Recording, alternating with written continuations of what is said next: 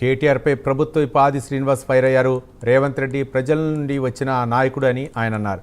కేటీఆర్ తండ్రి చాటున మంత్రి అయ్యారని విమర్శించారు. రేవంత్ రెడ్డి ఫ్యూచర్ ఉన్న నాయకుడని, కేటీఆర్ ఫ్యూచర్ లేని నాయకుడని మండిపడ్డారు. ప్రతినిత్యం ప్రజల్ని డైవర్ట్ చేయాలని చూస్తున్నారని తెలిపారు. రద్దు చేయాలి కేటీఆర్ ఈ ప్రజా ప్రభుత్వాన్ని, ప్రజాపాలన ప్రభుత్వాన్ని, ఇంధన రాజ్యాన్ని అని నేను అడుగుతా ఉన్నాను. ప్రజలు సృష్టంగా తీర్పిచ్చిర్రు 5 సంవత్సరాల కోసం ఈ పరిపాలన సాగాలని.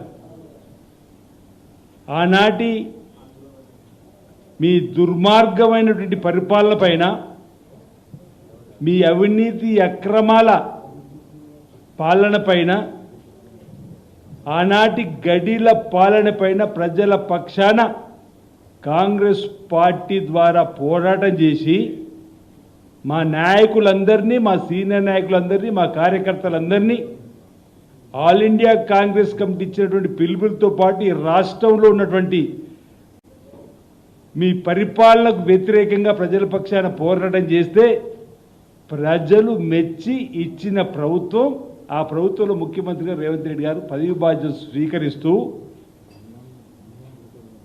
ప్రజలను అభివృద్ధి పథంలో తీసుకొని పోయే ప్రయత్నం చేస్తూ, ఓవైపు సంక్షేమం, మరోవైపు అభివృద్ధిని 2 కళ్ళలాగా అభివృద్ధి చేయాలని సంకల్పంతో చేసేటువంటి ప్రయత్నం మీకు కళ్ళకు కనిపిస్తలే అని అడుగు.